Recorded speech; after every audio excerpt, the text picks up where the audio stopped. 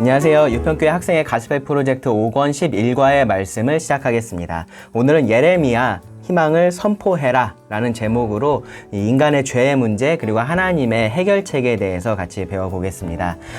여러분 잠재적 범죄자다 라는 말 좀 들어보셨죠? 범죄를 저지를 가능성이 높은 그런 사람을 지칭하는 그런 표현인데 혹은 그런 집단을 지칭하는 표현인데 사실 그렇게 중립적인 표현은 아니에요. 특히 이제 최근에는 우리나라에서도 이제 좀 남녀 갈등 이런 문제가 좀 대두되면서 혐오 단어로까지 사용되기도 하는 그런 단어이기도 한데요. 꼭 남녀가 아니더라도 어떤 특정 인이나 특정 집단을 이렇게 범죄를 저지를 가능성이 높다라고 쉽게 단정짓고 하는 것들은 좀 지양해야 될 일이긴 하겠죠. 그런데 아마 여러분 교회에서 제일 많이 듣는 말 중에 하나가 죄인이라는 말일 거예요. 여러분은 다 죄인입니다. 우리가 다 죄인입니다. 이제 그러한 말들 많이 들으실 겁니다. 잠재적인 범죄자다라는 말이 혐오 표현으로 쓰일 정도로 그렇게 기분 나쁜 말인데 이제 이미 죄를 범한 사람으로 사실 말을 하고 있는 거죠. 교회에서는요. 교회에 어려서부터 여러분 다닌 경우들이 많죠. 이제 그런 경우에는 이런 말들을 많이 듣다 보니까 그냥 그러려니 좀 이상하지 않게 그렇게 생각하는 경우들이 많은데 그렇지 않은 경우는 이제 이런 표현에 대해서 좀 거부감을 가지는 경우들도 있습니다. 정말로 죄를 지어서 이렇게 감옥에 갔다 오지 않은 이상 스스로 죄를 지으면서 살았다라고 생각하지는 잘 않는 거죠. 아마 여러분들도 마찬가지일 겁니다. 그런데 분명한 것은요. 하나님은 성경을 통해서 우리가 죄인이다라고 말씀을 하신다라는 거예요. 오늘 예레미야 본문에도 여러분이 잘 알고 있을 그런 유명한 말씀이 포함되어 있는데 바로 17장 9절입니다. 만물보다 거짓되고 심히 부패한 것은 마음이라 누가 능히 이를 알리오마는. 사람들은 알지 못하고요. 혹 알더라도 이제 부정하는 사실이 바로 우리의 마음, 우리의 내면이 근본적으로 거짓되고 부패했다라는 이 사실이라는 거죠. 우리는 여러 매체들을 통해서 세상에서 일어나는 일들을 보게 됩니다. 또 그러면서 참 사람들이 악하다 이제 그런 생각들을 종종 하게 돼요. 근데 그러면서 이제 자신은 그렇게 악하다라는 생각을 하지 않습니다. 오히려 이제 그런 사람들을 보면서 나는 그렇지 않다라는 우월감을 느끼기도 하죠. 그런데 하나님은 모든 사람의 마음이 근본적으로 거짓되고 부패했다라고 말씀을 하시는 겁니다. 겉으로 드러나는 것이 다를 뿐이지 특별한 누군가가 아니라 우리 모두가 모든 사람 다 죄인이고 잠재적인 범죄자다라는 사실을 말씀을 하고 있는 겁니다. 여러분 잘 아시는 로마서의 시작에서도요. 사도 바울이 바로 이 명제를 논증을 하면서 시작을 해요. 유대인이든지 이방인이든지 모든 사람이 다 죄인이다라는 거죠. 로마서 3장 9절을 보면은 그러면 어떠하냐? 우리는 나으냐? 결코 아니라 유대인이나 헬라인이나 다 죄 아래 있다고 우리가 이미 선언하였느니라 라고 말씀을 해요. 그리고 23절도요. 모든 사람이 죄를 범하였음에 하나님의 영광에 이르지 못하더니 라고 선언을 합니다. 정말로 모든 사람이 다 죄인인 거죠. 전에 어떤 사람이 이런 말을 하는 것을 들었던 적이 있어요. 들으면서 참 그렇다는 생각을 했었는데 내가 얼마나 이렇게 죄인인지 내가 얼마나 쓰레기 같은지 궁금하면은 이제 내가 투명 인간이 되면은 뭐를 하고 싶은지를 생각해 보면 된다. 이제 그렇게 얘기를 하더라고요. 그러니까 단순히 말해 보면은 아무도 모르게 어떤 일을 할 수 있다면 무엇을 하고 싶냐라는 거죠. 내가 하는 일을 아무도 모를 뿐만 아니라 그 결과에 대해서도 완전히 자유롭다면 여러분 어떤 일을 하고 싶으신가요? 아무도 모르게 내가 가진 것을 좀 이렇게 나눠주고 뭐 자원봉사 같은 거 몰래 하고 오고 그런 일들 여러분 하고 싶으신가요? 그런 게 머릿속에 제일 먼저 떠오르시나요? 아니면 차마 말하기 어려운 그런 일들이 여러분 하고 싶으신가요? 전자의 경우는요, 투명 인간이 아니었을 때 하고 싶은 일들일 거예요. 그죠? 다른 사람들 도와주고 뭐 그런 것들은 투명 인간이 아닐 때 하고 싶은 일들일 겁니다. 모두가 보고 있을 때 정말로 자랑스럽게 하고 싶은 일들이 그런 일들입니다. 그런데 아무도 모른다면 우리는 그런 일을 하고 싶어 하지 않아요. 그럴 때 우리는 죄를 짓고 싶습니다. 탐욕을 채우고 싶어요. 내 마음속에 있는 그런 탐욕을 채우고 싶습니다. 다른 사람 때문에, 다른 사람들이 보는 그 눈 때문에 내가 하지 못했던 일들, 내가 그걸로 인해서 책임을 져야 하는 그러한 것 때문에 하지 못했던 그러한 일들을 우리는 하고 싶습니다. 우리의 마음이 그렇게 부패해 있는 거죠. 좀 더 직설적으로 말하자면요. 우리의 마음이 그렇게 썩어 있는 겁니다. 그런데요, 우리의 마음이 그렇게 부패했을 뿐만 아니라 또 거짓되어 있기 때문에 이런 사실을 또 잘 받아들이지도 않아요. 인정하지 않는 거죠. 이 거짓되었다라는 표현을요, 영어 성경은 deceit, 라는 단어로 번역을 했어요. 그러니까 속인다, 기만한다 라는 뜻입니다. 즉 우리의 마음이 우리를 속이고 있는 건 거죠. 죄를 지어도 죄가 아니라고 스스로를 속이고요. 정당화를 하고 합리화를 합니다. 어쩔 수 없다라고 그렇게 말을 하는 거죠. 다들 그렇게 한다라고 핑계를 댑니다. 그건 잘못한 일이지만 내가 잘한 일들은 더 많아, 이제 그런 식으로 주장을 하기도 하고요. 그러니까 나는 거짓되지 않았고 나는 부패하지 않았다라고 스스로를 속이는 겁니다. 그래서 우리는 우리 자신을 죄인이라고 생각을 하지를 못해요. 스스로 선하다라고 생각을 합니다. 최소한 누구보다는 더 낫다라는 생각을 가지고 살아가는 거죠. 그렇기 때문에 스스로를 구원할 수 있다라고도 생각을 합니다. 우리는요, 그렇게 우리 자신을 속일 수 있고요. 또 다른 사람들도 그렇게 속입니다. 사람은 결국 겉으로 보이는 것으로밖에 판단할 수 없으니까 그런 거죠. 그런데 하나님은 속일 수가 없어요. 예레미야 17장 10절을 보시면 이렇게 말씀을 합니다. 나 여호와는 심장을 살피며 폐부를 시험하고 각각 그의 행위와 그의 행실대로 보응하나니. 하나님께서 우리를 해부하신다라는 말씀이에요. 그러니까 우리의 몸이 아니라 우리의 마음, 우리의 영혼을, 우리의 내면을 하나님은 해부를 하셔서 그 안에 무엇이 들어있는지를 정확히 알아내신다라는 겁니다. 우리가 어떤 동기와 어떤 목적을 가지고 어떤 말을 하고 어떤 행동을 하는지를 하나님은 모두 다 아신다라는 거죠. 그 하나님 앞에서 숨길 수 있는 것이 전혀 없습니다. 그 하나님께서 예레미야 시대에 이스라엘 백성에게 하셨던 말씀이 이겁니다. 17장 1절을 보시면 유다의 죄는 금강석 끝 철필로 기록되되 그들의 마음판과 그들의 제단 뿔에 새겨졌거늘. 유다 사람들의 죄가요, 연필이 아니라 철필로 기록이 되었다라고 말씀을 하세요. 그리고 그 끝은요, 금강석, 그러니까 다이아몬드죠. 이 다이아몬드로 되어 있어서 그들의 마음판에 아주 단단하게 새겨져 있다라는 겁니다. 절대로 지워지지 않는다라고 말씀을 하시는 거죠. 하나님은 계속해서 이 우상을 섬기고 자기들이 원하는 대로 사는 유다 사람들의 마음에 있는 것은 그들의 죄다라고 말씀을 하신 겁니다. 죄의 본성이 그들 안에 있고요. 그것을 따라서 이들이 죄를 지으면서 살아오고 있었다라는 거죠. 그런데 다른 사람들이 봤을 때는 아마 그렇지 않았을 거예요. 사람은 겉으로 드러나는 것만 볼 수 있기 때문에 그렇습니다. 그래서 드러나는 죄를 지으면은 죄인이다라고 말을 하고요. 그렇지 않으면은 죄인이 아니다라고 말을 해요. 성폭력을 저지르면 죄인이지만 그런 마음만 가지고 있는 것은 죄가 아닌 거죠. 도둑질을 하거나 강도질을 해야 죄인인 거고 남의 것을 탐하는 마음만 있는 것은 죄가 아닌 겁니다. 다른 사람들을 때리면서 폭력을 행사하는 것, 죽이는 것, 살인하는 것, 그러면은 죄인이지만 미워하는 마음만 있는 것은 죄가 아닌 건 거죠. 여기서 하나님과 우리의 죄에 대한 관점의 차이가 분명해집니다. 하나님은 죄를 근본적으로 행동의 문제가 아니라 마음의 문제, 즉 이 내면의 문제로 보십니다. 그런데 우리는 그렇지 않은 거죠. 그리고 이 죄에 대한 관점의 차이가 결국은요, 이 죄에 대한 해결 방법의 차이로도 이어집니다. 우리의 생각처럼 이 죄라는 것이 겉으로 드러나는 그런 행동의 문제라면, 오직 행동의 문제라면 그럼 뭐만 하면 되냐 하면은 그 행동만 교정을 하면 되는 거예요. 그러면은 죄의 문제라는 것이 해결이 됩니다. 남에게 폭력을 행사하는 사람이 있다면요, 그럼 어떻게 하면 되냐 하면은 그 사람을 그냥 묶어둬서 그 사람이 더 이상 그 죄를 범하지 못하게 하면 되는 거죠. 혹은요, 폭력을 행하면은 강력한 처벌을 받게 된다, 그런 식으로 위협을 하면은 죄를 범하기가 어렵게 만들 수 있습니다. 신호등을 위반했을 때 벌금이 1억 원이다. 만약에 그렇다면요, 신호등 어길 사람 지금보다 현저하게 줄어들겠죠. 그렇죠? 웬만해서는 없을 겁니다. 이런 식으로 죄가 근본적으로 이 행동의 문제다라고 하면은 이제 물리적인 제약을 가하든지 어떤 심리적인 제약을 가하든지 그런 식으로든 어떤 식으로든 이 행동만 못하게 하면 문제는 해결된다라고 말할 수 있는 거예요. 이런 식으로 죄를 인식하고 해결하려고 하는 것이 사실은 율법주의고 종교예요, 종교. 이 죄에 대한 인식은 있는데 그 인식 자체가 잘못되어 있는 거죠. 내가 어떤 행동을 한 것, 혹은 그 하는 행동이 잘못이고 그것을 바로잡기 위해서 그냥 무언가 다른 것을 하면 된다라고 생각을 하는 겁니다.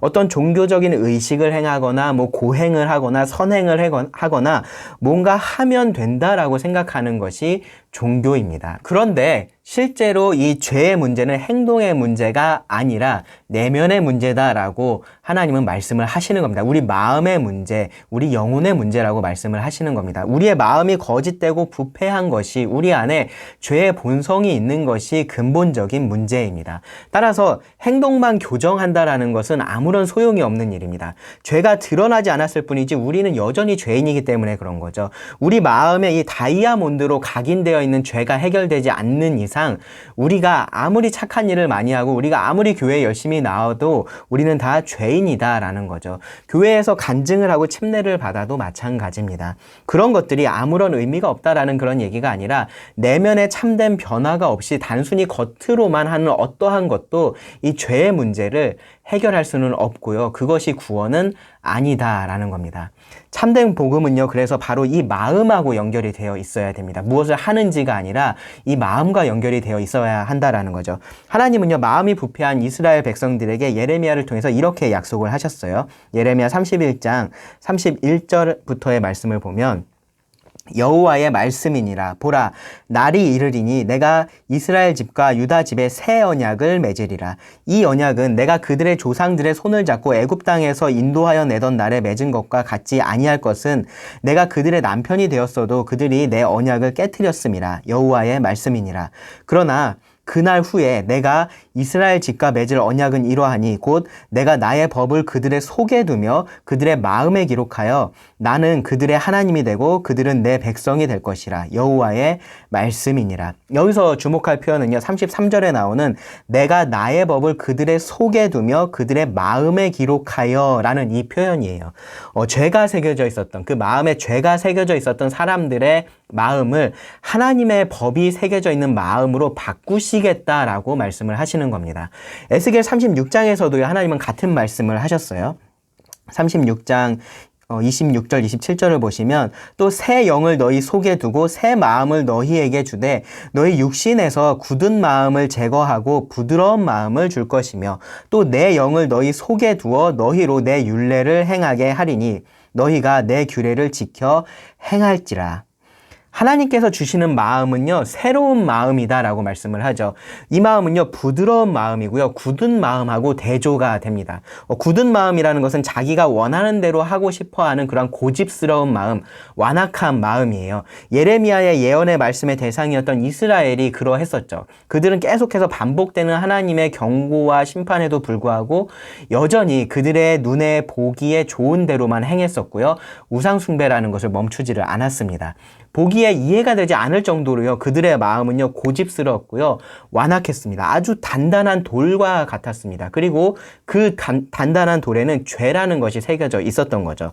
그런 그들의 마음을 하나님은 부드럽게 하실 것이다 라고 말씀을 하시는 거예요. 하나님의 말씀에 민감하게 반응을 해서 순종하려는 그러한 마음을 주시겠다라는 겁니다. 단순히 행동을 교정하는 것이 아니라요, 근본적으로 그 마음을 바꾸시겠다라고 하나님께서는 분명히 말씀을 하셨고요. 그것이 정말로 참된 복음입니다. 밤에 예수님을 찾아왔던 사람이 있었어요. 여러분 잘 아시는 니고데모입니다. 이 니고데모에 대해서 성경은 뭐라고 말하냐면은 바리새인이자 유대인의 지도자이자 존경받는 선생이었다라고 합니다. 그런 사람이 니고데모였습니다. 하나님의 나라에 들어갈 수 있는 사람의 수가 정해져 있고 얼마나 기도를 열심히 하고 헌금을 많이 하고 성경을 많이 알고 있는지 이런 것과 같은 기준으로 이제 하나님 나라에 들어갈 수 있는 사람을 평가를 한다면 단연 탑 10에 들어갈 만한 사람이 바로 니고데모였다.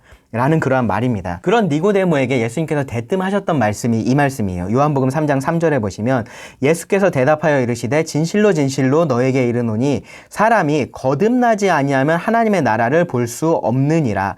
얼마나 대단한 사람이든지 상관없이 그 사람이 무슨 일을 했든지 상관없이 얼마나 사람들의 인정을 받는지에 상관없이 거듭나지 않으면 하나님의 나라를 볼 수 없다고 예수님은 단언해서 말씀을 하신 겁니다. 니고데모는요, 이 말씀을 이해할 수가 없었어요. 성경을 더 많이 읽어야 된다. 가난한 사람을 더 많이 도와야 된다. 성전에서 기도하는 시간을 더 늘려야 된다. 그런 말씀이었으면 충분히 이해할 수 있는 그러한 얘기였을 겁니다. 어떻게 해야 하는지가 아주 분명하니까요. 그런데 거듭난다라는 것은 도대체 뭘 어떻게 하라라는 건지 니고데모가 이해할 수가 없었던 거죠. 그래서 예수님께서 이렇게 말씀해 주셨어요. 3장 5절에 보시면 요한복음 예수께서 대답하시되 진실로 진실로 너에게 이르노니 사람이 물과 성령으로 나지 아니하면 하나님의 나라에 들어갈 수 없느니라. 거듭난다라는 것은요, 여기 예수님의 말씀에 따르면 물과 성령으로 나야 한다라는 말씀과 같은 말입니다. 그리고 이 말씀은요, 오늘 우리가 배운 이 예레미야의 말씀, 그리고 방금 읽었던 에스겔의 말씀하고 연결이 되어 있습니다. 거듭난다라는 것은 하나님께서 그 마음을 완전히 새롭게 하신다라는 의미인 거예요. 굳은 마음을 제거를 하시고 부드러운 마음을 주시는 겁니다. 죄가 기록되어 있는 그러한 마음이 아니라 하나님의 말씀이 기록되어 있는 그러한 마음을 주시는 겁니다. 그래야지만 하나님의 나라에 들어갈 수가 있습니다. 니고데모만 잠재적인 범죄자여서 그랬을까요? 당연히 그렇지 않겠죠. 처음에 말씀드린 것처럼 우리 모두가 다 죄인이고요. 그렇기 때문에 우리 모두가 다 거듭나야지만 하나님 나라에 들어갈 수가 있습니다. 하나님의 백성으로 그래야지만 살아갈 수가 있는 거죠. 참된 삶을 살아갈 수가 있는 겁니다. 그리고 이 일은요, 하나님께서 하시는 일입니다. 여러분이 태어날 때 무슨 일을 하셨나요? 아무 일도 안 하셨죠. 그렇죠? 여러분이 태어날 때 아무 일도 하지 않았던 것처럼, 아무 일도 할 수 없었던 것처럼 여러분의 마음이 완전히 새로워지는 것도 여러분이 무언가를 해서 할 수 있는 일이 아닌 겁니다. 죄가 단순히 행동의 문제라면요, 우리가 할 수 있는 것들이 무언가는 있었을 거예요. 그런데 죄는 근본적으로 마음의 문제이고요. 우리 마음은 거짓되고 부패해서 우리가 할 수 있는 것이 없습니다. 외부의 도움이 필요한 거죠. 이 심장의 기능이 완전히 상실된 상태라면요, 유일한 해결책은 뭐냐면은 심장 이식 수술인 거죠. 마음이 고장난 우리는요, 마음 이식 수술을 해야 되는 겁니다. 그리고 그 일은요, 당연히 우리가 할 수가 없습니다. 다른 사람이 해줄 수도 없습니다. 오직 하나님만이 하실 수가 있습니다. 우리가 할 일은요, 우리가 할 수 없다는 것을 인정을 하는 것이 첫 번째고요. 그리고 그 일을 하실 수 있는 하나님을 믿는 것 뿐입니다. 수술할 때 온전히 그 의사를 의지할 수밖에 없는 것처럼 그렇게 해야 되는 거죠. 그래서 이 니고데모에게 예수님께서 하셨던 말씀도 이거였어요. 요한복음 3장 16절. 여러분 잘 아시죠? 하나님이 세상을 이처럼 사랑하사 독생자를 주셨으니 이는 그를 믿는 자마다 멸망하지 않고 영생을 얻게 하려 하심이라. 이것이 예레미야가 선포했던 참된 구원의 희망이었습니다. 이스라엘이 민족적으로 회복되는 일이 나중에 있을 거예요. 그런데 개인적으로 예수님을 믿고 구원받은 사람들은요, 그 약속의 말씀이 가져오는 그 은혜를 이미 누리고 있다라는 겁니다. 바로 새롭게 된 마음으로 참된 삶을 살아갈 수 있기 때문에 그런 거죠. 그것이 바로 성경이 말하는 영생입니다. 예수님께서 영생을 뭐라고 말씀하셨습니까? 영생은 곧 유일하신 참 하나님과 그가 보내신 자 예수 그리스도를 아는 것이니라. 오늘 우리가 살펴봤던 이 예레미야의 예언에도 이런 말씀이 있어요. 예레미야 31장 34절을 보시면 그들이 다시는 각기 이웃과 형제를 가리켜 이르기를 너는 여호와를 알라 하지 아니하리니 이는 작은 자로부터 큰 자까지 다 나를 알기 때문이라. 즉 거듭난 자들, 새로운 마음을 얻은 자들은 하나님을 알고 그 하나님과 친밀한 관계 속에서 살아갑니다. 결국 행동이 바뀌는 거죠. 그것이 영생의 삶인 거예요. 단순히 행동이 바뀐 것은 아니에요. 근본적으로 그 마음이 달라졌기 때문에 그 행동이 바뀌고 그 삶이 달라지는 겁니다. 이것이 성경이 말하는 복음이고요. 구원입니다. 여러분, 제가 드린 이 말씀이 별로 좋은 소식처럼 들리지 않는다면요, 여러분은 아직도 죄가 무엇인지 제대로 이해하지 못하고 있다라는 증거입니다. 만약 여러분이 정말로 이 심장에 큰 문제가 생겨서 이식 외에는 방법이 없다라는 것을 알고 있고 하루하루를 살아가고 있다라고 생각해 보세요. 만약에 여러분이 의료적으로 아주 낙후되어 있는 그러한 나라에 살고 있고 이 심장을 기증받을 만한 가능성이라는 것도 전혀 없는 상태에 살고 있다라고 여러분 생각해 보시기 바랍니다. 그런 여러분에게 무슨 희망이 있을까요? 그냥 죽음을 기다리는 것 외에는 아무것도 할 수가 없습니다. 그런 여러분에게요, 이 심장 이식에 관한 한 세계 최고의 권위자가 와서 심장 이식을 해주겠다라고 한다면 여러분 어떻게 하시겠습니까? 그리고 그 사람이 정말로 아무 대가도 지불할 필요가 없고 그냥 나만 믿고 따라오기만 하면 된다라고 말한다면 여러분 어떻게 하시겠습니까? 여러분의 지금 상태에 대해서 사탄이 하고 있는 거짓말, 세상이 하고 있는 거짓말, 그리고 여러분의 거짓된 그 마음이 하고 있는 거짓말, 그러한 거짓말들에 여러분 속지 마시기 바랍니다. 여러분 충분히 괜찮지 않아요. 여러분 잘 살고 있지 않습니다. 하나님이 여러분에게 없다면 그렇다라는 겁니다. 여러분 전도서를 통해서 배웠던 거 기억나시죠? 하나님이 없다면요, 여러분이 좋다라고 생각하는 그 모든 것들이 헛된 것일 뿐이에요. 나에게 절대로 내가 해결할 수 없는 이 죄의 문제가 있다라는 것을 여러분 인정을 하시고요. 그리고 유일한 해결책이 되시는 그 하나님께로 여러분 모두가 나아올 수 있기를 바랍니다. 그리고요, 이미 그렇게 하나님께 나아온 여러분들은요, 정말로 새로운 마음으로 하나님과 친밀히 교제하면서 이 성령님께서 주시는 여러분 마음속에 그 선한 소원을 따라서 살아가실 수 있기를 바랍니다. 기도하겠습니다. 하나님, 다시 말씀을 통해서 우리를 교훈하여 주셔서 감사합니다. 이 말씀을 들은 모든 사람들이 정말로 하나님 앞에 겸손히 나와서 하나님께서 베풀어 주신 구원자 예수 그리스도를 믿고 하나님을 알고 영생의 즐거움을 누리면서 살아갈 수 있는 그러한 은혜를 베풀어 주시기를 구합니다. 들은 말씀을 주님께 의지하며 예수님의 이름으로 기도합니다. 아멘.